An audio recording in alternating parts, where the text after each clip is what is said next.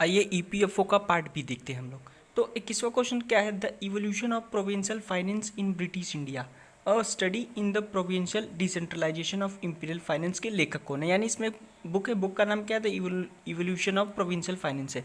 तो इसमें क्या पूछा, इसमें कौन लेखक है। तो ऑप्शन ए क्या है, ऑप्शन ए जो है दादा भाई नौरोजी है, option B doctor B R Ambedkar है, ऑप्शन सी जो है एम एन रॉय है। तो इसका जो है सही आंसर होगा डॉक्टर बी आर अम्बेडकर होंगे।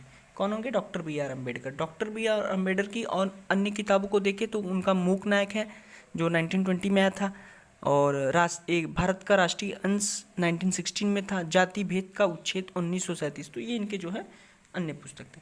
अगला क्वेश्चन देखिए, 22वां क्वेश्चन क्या कहता है कि अंतर्राष्ट्रीय मामलों के संदर्भ में लॉर्ड कर्जन के बारे में कौन सा एक कथन सही है। यानी लॉर्ड कर्जन के बारे में कौन सा कथन सही है। पहला कथन क्या है, उसने शांतिवादी नीति का पक्ष समर्थन किया। दूसरा है, वह फारस की खाड़ी और सिस्तान पर ब्रिटिश प्रभाव क्षेत्र को स्थापित करना चाहता था।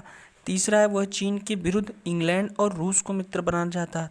और चौथा अगर ऑप्शन देखेंगे तो वो यूएसए के लिए एक ध्वज लहराव मिशन यानी फ्लैग वेविंग मिशन का नेतृत्व करना चाहता था।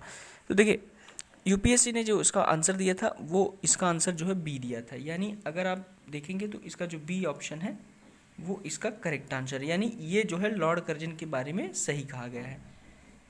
अगला देखिए 23वां देखिए, तो ब्रिटिश कॉल इंडिया यानी ब्रिटिश इंडिया काल के समय असम के बारे में कौन सी एक सही है, कौन सा कथन सही है असम के बारे में। देखिए ऑप्शन ए क्या है, यह पूर्वोत्तर सीमांत अभिकरण नॉर्थ ईस्ट का एक हिस्सा था। तो ये कथन तो नहीं, बिल्कुल नहीं सही है, वो पूर्वोत्तर सीमांत अभिकरण का नहीं था। दूसरा ऑप्शन कहता है कि 1865 में से प्रांत का दर्जा दिया गया था। तो जी बिल्कुल नहीं, ये तो गलत है, क्योंकि 1874 में असम को बंगाल से अलग किया गया और 6 फरवरी 1874 को सिलहट और असम यानी सिलहट और असम को मिलाकर एक आयुक्त प्रांत बनाया गया। तो ये यानी ऑप्शन बी जो है 1865 वो गलत है। ऑप्शन चौथा देखें तो ये अहोम राज्यों द्वारा शासित एक देशी राज्य था। तो जी बिल्कुल नहीं, ये भी कथन गलत है। तो इसका ऑप्शन अगर सी देखेंगे यानी 1874 में इसे बंगाल से अलग किया गया था और सिलहट के साथ मिलकर एक आयुक्त बनाया गया था। तो ये ऑप्शन मुझे लगता है इसका जो है वो सही ऑप्शन होना चाहिए। यूपीएससी ने भी इस ऑप्शन को सही ऑप्शन दिया है। अगला क्वेश्चन देखें 24 देखेंगे तो 24 में क्या कह रहा है कि 1930 के दशक में केरल में स्थापित कृषक संघों को क्या कहा जाता था। यानी केरल में जो कृषक संघ उनको क्या कहा जाता था। तो इनको जो है वो कर्षक संगम कहते थे। यानी इसका ऑप्शन जो है ऑप्शन सी सही है। कर्षक संगम जो है इसे जो है यानी कृषक के संघों को कृषक संगम कहा जाता था। 25वां देखेंगे तो 9 मई के दिन को कांग्रेस ने इथोपिया दिवस क्यों घोषित किया। देखिए 9 मई को इथोपिया दिवस इसलिए घोषित किया गया था क्योंकि जो है 9 मई को 1936 में यानी 1936 में इटली ने इथोपिया पर आक्रमण किया और उसको अपने कब्जे में कर लिया। तो उसी के विरोध में मतलब फ्रीडम ऑफ इथोपिया के समर्थन में भारत में जो है भारतीय कांग्रेस ने 9 मई को वो मनाया था। तो इसलिए इसका ऑप्शन जो होगा इसका ऑप्शन जो है सी सही होगा। ऑप्शन कौन सा, ऑप्शन सी इसका सही आंसर होगा। नेक्स्ट क्वेश्चन देखिए, तो भारत स्त्री महामंडल जिसकी पहली बार 1910 में इलाहाबाद में बैठक हुई की स्थापना किसने की। यानी भारत स्त्री महामंडल की स्थापना किसने की गई थी। तो भारत स्त्री महामंडल की स्थापना श्री सरला देवी चौधरानी जी ने की थी। किसने कहा था, श्रीमती सरला देवी चौधरानी जी ने किया था। नेक्स्ट क्वेश्चन देखें 27वां क्वेश्चन देखें अगर, तो देखिए निम्नलिखित में से कौन सा एक विशेषता असहयोग आंदोलन की नहीं है। ठीक, ऑप्शन ए क्या है, आर्थिक बहिष्कार तीव्र व सफल था। तो मेरे हिसाब से ये तो ऑप्शन सही होना चाहिए। दूसरा क्या है, इस आंदोलन में बहुत बड़ी संख्या में मध्यम वर्ग ने भाग लिया था। तो ये भी आंसर इसका सही होना चाहिए। तीसरा क्या है, अनियमित भौगोलिक विस्तार व क्षेत्रीय विविधता इसकी प्रमुख विशेषता थी। तो ये मुझे नहीं लगता कि ये सही होगा। ऑप्शन तीसरा इसका क्या कहता है कि अनियमित भौगोलिक विस्तार और क्षेत्रीय विविधता इसकी प्रमुख विशेषता होगी। तो जी ये नहीं है, ये ऑप्शन इसका सही नहीं है। ऑप्शन डी देखें तो असहयोग आंदोलन के साथ साथ अन्य गांधीवादी सामाजिक सुधार आंदोलन जैसे मध्य विरोधी और ये सब को भी तो ये तो सही है, क्योंकि देखते होंगे आप असहयोग आंदोलन में महिलाओं की भी जो है भूमिका बहुत अच्छे से देखी गई थी। तो महिलाओं ने ही मध्य विरोधी अभियान ये सब जो साथ साथ में चलाए गए थे। तो इसका अगर ऑप्शन देखा जाए तो इसका ऑप्शन जो है सी करेक्ट होगा, यानी कि ये असहयोग आंदोलन से संबंधित नहीं है। अगला क्वेश्चन देखेंगे 28वां क्वेश्चन क्या कह रहा है, देखिए, ये क्वेश्चंस करने से पहले आप ऐसे कीजिए कि आप वीडियो को पॉज करके खुद अटेम्प्ट कीजिए, उसके बाद जो है आप आंसर एनालिसिस देखिए। तो जैसे देखिए, खान गफ्तुल अब्बार खान ये सन 1928 में कौन सा एक प्रकाशन आरंभ किया, यानी इनकी कौन सी प्रकाशन था। तो देखिए इनका देखो, ऑप्शन ए क्या है, Pakhtun, option B Khudai Khidmatgar, option C young India और ऑप्शन डी इंडिया अवेकन्स है। तो खुदाई खिदमतगार भी इनकी ही रचना है, लेकिन इन्होंने पूछा है 1928 में कौन सी थी, तो 1928 में जो है ऑप्शन ए थी, यानी पख्तून जो है इनकी रचना 1928 में आई थी। अगला क्वेश्चन देखिए 29वां, 1880 के दशक के आरंभ में आर्य महिला समाज की स्थापना इनमें से किसके द्वारा की गई थी। ऑप्शन ए है स्वामी दयानंद सरस्वती, ऑप्शन बी है स्वामी विवेकानंद, ऑप्शन सी है पंडिता रमाबाई और ऑप्शन डी है रमाबाई रानाडे। देखिए इसमें पूछा क्या है, आर्य महिला समाज पूछा, ठीक है, यानी आर्य समाज पूछता तो आप स्वामी दयानंद मारते, लेकिन आर्य महिला समाज है तो इसका ऑप्शन जो है पंडिता रमाबाई, यानी ऑप्शन इसका सी इज करेक्ट आंसर होगा। नेक्स्ट क्वेश्चन देखते हैं, इनमें से किन्हें ऐसा पहला भारतीय माना जाता है जिन्हें एक पत्रकार के रूप में अपना कार्य करते हुए जेल जाना पड़ा, यानी ऐसे कौन से जो पहले भारतीय हैं जो बतौर एक पत्रकार के जेल गए थे। तो ऑप्शन ए है महात्मा गांधी, ऑप्शन बी है रविंद्रनाथ टैगोर, ऑप्शन सी है लोकमान्य तिलक और ऑप्शन डी है सुरेंद्रनाथ बनर्जी। मुझे पता है आप लोग में से बहुत से लोगों का जो ऑप्शन आंसर होना चाहिए वो लगेगा कि लोकमान्य तिलक है, लेकिन नहीं जी, ये ऑप्शन गलत है। ऑप्शन डी जो है यानी सुरेंद्रनाथ बनर्जी जी हाँ जो हैं वो पहले थे जो जेल गए थे, यानी 1863 में सुरेंद्रनाथ बनर्जी ने द बंगाली समाचार पत्र छापे थे, जिसकी वजह से उनको जेल जाना पड़ा था। तो नेक्स्ट क्वेश्चन देखेंगे 31 क्वेश्चन क्या कहता है, 19वीं सदी में भारत में आर्थिक विकास की कमी के लिए निम्नलिखित में से कौन से कारण जिम्मेदार हैं, यानी भारत में जो आर्थिक विकास की कमी थी उसके लिए कौन कौन से कारण जिम्मेदार है। देखो ऑप्शन ए क्या है, आधिकारिक तौर पर ब्रिटिश सरकार हस्तक्षेप की नीति से वचनबद्ध थी, किंतु वास्तव में यह विभेदात्मक हस्तक्षेप की नीति थी, यानी ये कहता है कि ब्रिटिश सरकार जो इंडियन इकोनॉमी पे हाथ ही नहीं, मतलब इंडियन इकोनॉमी को नहीं कुछ सुधार करना चाहती थी, उसको टच नहीं करना चाहती थी, ये उनकी एक सोची समझी चाल थी। दूसरा ऑप्शन क्या कहता है, यूरोपीय उद्यमियों के संबंध बैंकों और एजेंसी घरों के साथ थे, यानी जो यूरोपीय उद्यमी थे उनका बैंक और एजेंसी से लेना देना था, तो उनकी जो है लिक्विडिटी बनी रहती थी, जबकि भारतीयों का जो वो स्वेजन परिवार वो जाति के लोग यानी आपस में फैमिली से जो है पैसे लेते थे, तो इस वजह से जो है इंडियन इकोनॉमी गड़बड़ होती थी। तीसरा ऑप्शन क्या है कि जब बागानों का अंतरण व्यक्तिगत पूंजी यानी पूंजीपतियों का जब निवेश होने लगा तो उसमें जो है दो देशी निवेशक होते थे, उन निवेशकों को ध्यान नहीं दिया जाता। तो इसका ऑप्शन कौन सा सही है, तो देखिए इसका ऑप्शन जो यूपीएससी ने सही माना है, इसका ऑप्शन तीनों सही है, और इसका ऑप्शन जो है तीनों सही, यानी अगर आप देखेंगे तो 1 2 3 यानी पहला ऑप्शन भी, यानी ब्रिटिश सरकार हाथ मतलब इकोनॉमिक को ध्यान नहीं देती थी, इस वजह से भी हमारी इकोनॉमी गड़बड़ होती थी। और जो है ऑप्शन सेकंड देखेंगे तो हमारे यहाँ जो है आज भी आप अक्सर ग्रामीण इलाकों में देखेंगे तो बैंकों से लोगों का लेन देन बहुत कम होता है, तो इस वजह से जो है इंडियन इकोनॉमी को प्रभावित होता है।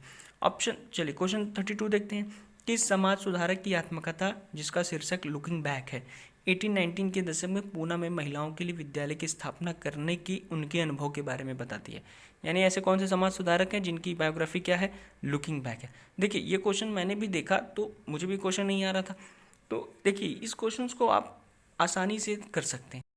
कैसे कर सकते हैं, अगर आपको नहीं आ रहे तो भी देखिए आप, मुझे पता है आपने दो लोगों का नाम इनमें से यानी डॉक्टर BR अम्बेडकर और ज्योतिराव फूले, इन दोनों का नाम तो आपने सुना ही होगा, इनके बारे में काफ़ी कुछ जानते भी होंगे, तो आपने कभी भी इन दोनों के बारे में लुकिंग बैक शब्द नहीं सुना होगा, क्यों, ठीक, यानी आपने लुकिंग बैक न तो ज्योतिराव फूले के बारे में सुना है ना ही डॉक्टर BR अम्बेडकर के बारे में सुना है, क्योंकि आप पढ़े जरूर हैं, आप पढ़े होते तो आपको क्वेश्चन जरूर मिलता।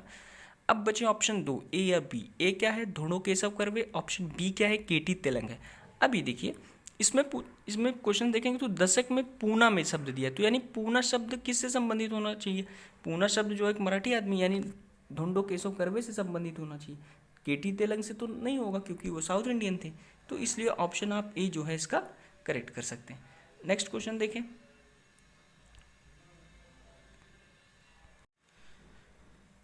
33 नंबर क्वेश्चन क्या कहता है कि भारतीय पुरातत्व सर्वेक्षण के प्रथम महानिदेशक कौन थे? ऑप्शन ए जॉन मार्शल है, ऑप्शन बी अलेक्जेंडर कनिंघम है, ऑप्शन बी मार्टिन व्हीलर है, ऑप्शन सी जो है मार्टिन विलियम और ऑप्शन डी है फ्रांसिस बुकन। तो इसका ऑप्शन जो है ऑप्शन बी इस करेक्ट आंसर होगा, यानी अलेक्जेंडर कनिंघम जो थे ये पहले पुरातत्व सर्वेक्षण थे। अब 34वां क्वेश्चन देखते हैं, निम्नलिखित में से कौन सी कृति प्रसिद्ध समाज सुधारक बेगम रुकैया की नहीं है?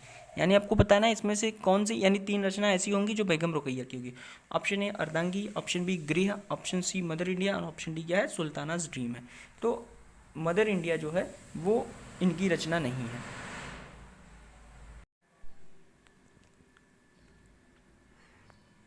देखिए मदर इंडिया पुस्तक जो है वो कैथरीन मेयो की रचना है, ठीक है। और अगर हम और अन्य सारे बेगम रुकैया की रचनाएं देखें तो बेगम रुकैया की अन्य रचना है पिपासा है, मोतीचूर है, पद्मारग है, सुल्तानाज है, ड्रीम, स्त्री जाति, अबोनीति, अर्धांगी, ये सब आदि रचनाएं हैं। क्वेश्चन नंबर 35 क्या कहता है कि इन निम्नलिखित में से कौन सी एक विशेषता मुगल इतिवृत्तियों की नहीं है? देखिए इतिवृत्ति का मतलब होता है क्रॉनिकल्स, यानी which is not coming from Mughal chronicles. Option क्या है? ए, इनमें घटनाओं का एक सतत कालानुक्रमित अभिलेख प्रस्तुत किया गया है। ये दूसरा ऑप्शन, ये मुगलों के बारे में तथ्यात्मक जानकारी के संग्रह थे। ऑप्शन सी, इनमें हम यह समझ पाते हैं कि साम्राज्यिक विचारधारा किस तरह से उत्पन्न और प्रसारित हुई। और ऑप्शन डी है, इनमें इतिवृत्तियों के लेखकों की संक्षिप्त जीवनियाँ दी गई। तो देखिए ऑप्शन ए क्या कहता है कि इनमें घटनाओं का जो है सतत कालानुक्रम था, तो ये तो ऑप्शन जो है सही है। तो इसका ऑप्शन अगर आप देखेंगे तो डी वाला, इसका ऑप्शन जो है डी ऑप्शन होगा, जो कि इनकरेक्ट है, यानी मुगल क्रॉनिकल्स के बारे में नहीं है। इनमें इतिवृत्तियों के लेख यानी क्रॉनिकल्स के लेखकों की जो है जीवनियाँ हमें अधिक देखने को नहीं मिलती, तो इसलिए ये उसका ऑप्शन जो है वो गलत ऑप्शन होगा। नेक्स्ट देखें क्वेश्चन नंबर 36 देखें तो इसमें क्या पूछा, निम्नलिखित में से कौन सा कथन एक प्रवासी भारतीय नागरिक यानी OCI के बारे में सही नहीं है? ऑप्शन ए, एक OCI किसी देश दूसरे देश का नागरिक होता है।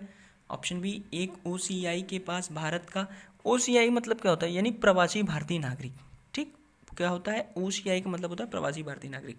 ऑप्शन बी इसका क्या कहता है, OCI के पास भारत आने के एकाधिक प्रवेश दीर्घकालिक वीज़ा होता है। ऑप्शन सी कहता है एक OCI सभी मामलों में NRI के बराबर होता है। ऑप्शन डी कहता है एक OCI सार्वजनिक रोजगार में अवसरों की समानता के मौलिक अधिकार का हकदार नहीं है।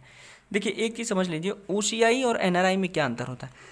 NRI होता है यानी नॉन रेजिडेंस इंडियन, यानी वो भारतीय जो इंडिया में नहीं रहता, लेकिन वो होता क्या है, NRI होता है। लेकिन जो OCI है वो किसी दूसरे देश का नागरिक होता है। OCI क्या होता है, किसी दूसरे देश का नागरिक होता है, और वो जो है इंडिया में दीर्घकालिक वीज़ा के साथ भारत में आने की अनुमति होती है। यानी इसका ऑप्शन अगर सी देखें तो सी इज़ नॉट करेक्ट, यानी OCI और NRI ये एक नहीं है, they are not equal. NRI क्या होता है, वो इंडियन ही होता है, ठीक, बशर्ते वो रहता इंडिया में नहीं है। लेकिन OCI जो वो कौन होता है, OCI जो है वो किसी दूसरे देश का नागरिक होता है। नेक्स्ट क्वेश्चन देखें 37, निम्नलिखित में से कौन सी एक विशेषता आधार वित्तीय और अन्य उपादान लाभों सेवाओं का अधिनियम 2016 की नहीं, यानी जो आधार एक्ट 2016 था उसका एक अधिनियम नहीं है। देखिए EPFO की विशेषता है, वो भारतीय यानी सरकार की योजनाओं को जो है बहुत ही एलेबोरेट करके क्वेश्चंस पूछता है। यानी अगर आप EPFO का प्रिपरेशन कर रहे हैं तो आपको जो है सरकार के सभी योजनाओं को बेहद ही विस्तृत रूप से अध्ययन करना होगा, क्योंकि UPSC का जो क्वेश्चन पूछने के ट्रेंड होते हैं वो इसी तरह होते हैं। तो इसका ऑप्शन अगर आप देखेंगे तो इसमें क्या पूछा है, केवल भारत के नागरिक ही अधिनियम के तहत नामांकन के हकदार हैं, ये ऑप्शन इसको गलत है। ये जो है आधार 16 में आधार एक्ट 16 का प्रावधान नहीं। बाकी ऑप्शन बी है नामांकन के लिए जनांकीय और ज्योमितीय दोनों सूचनाएं, यानी बायोमेट्रिक और जननांकीय दोनों को पूछा जाता है, तो ये आंसर इसका करेक्ट है। ऑप्शन दूसरा क्या है, इस अधिनियम के तहत नामांकन एवं प्रमाणीकरण की जिम्मेदारी भारतीय विशिष्ट यानी IDBI की होती है, तो ये भी सही है। फिर क्या है, व्यक्तियों की पहचान की सुरक्षा सुनिश्चित करना विशिष्ट पहचान प्राधिकरण का दायित्व है, ये भी ऑप्शन इसका सही है। चलिए अगला देखते हैं। अगला क्वेश्चन क्या है 38 क्या कहता है कि बलात् श्रम अथवा बेगार भारत के संविधान के निम्नलिखित में से कौन से अनुच्छेद का अतिक्रमण है? यानी बलात् श्रम तथा बेगार किस आर्टिकल में आता है? देखिए तो ऑप्शन ए देखते हैं। ऑप्शन ए क्या है, आर्टिकल 16 है। तो आर्टिकल 16 तो देखिए ऑप्शन इसका डी आंसर सही है। ऑप्शन है 23 जो है वो बलात् श्रम को लेकर बात करता है।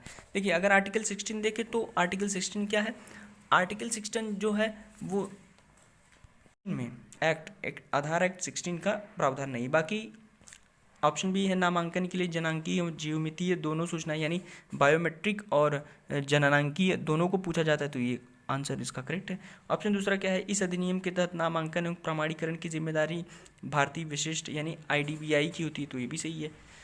फिर क्या है, व्यक्तियों की पहचान की सुरक्षा सुनिश्चित करना विशिष्ट पहचान प्राधिकरण का दायित्व है, ये भी ऑप्शन इसका सही है। चलिए अगला देखते हैं। अगला क्वेश्चन क्या है, 38 क्या कहता है कि बलात् श्रम अथवा बेगार भारत के संविधान के निम्नलिखित में से कौन से अनुच्छेद का अतिक्रमण है, यानी बलात् श्रम तथा बेगार किस आर्टिकल में आता है। देखिए तो ऑप्शन ए देखते हैं। ऑप्शन ए क्या है, आर्टिकल 16 है, तो आर्टिकल 16 तो देखिए ऑप्शन इसका डी आंसर सही है।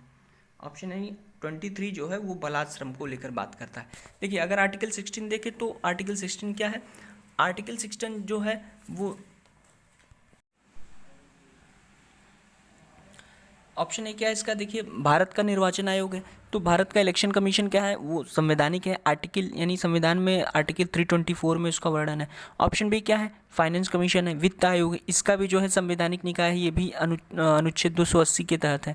ऑप्शन सी क्या है, राजभाषा आयोग है, ये भी जो है संवैधानिक निकाय है, आर्टिकल 344 में 7 जून 1955 में जो है राजभाषा आयोग का गठन किया। तो इसका जो ऑप्शन है ऑप्शन डी यानी राष्ट्रीय महिला आयोग, ये इसका जो है करेक्ट आंसर होगा।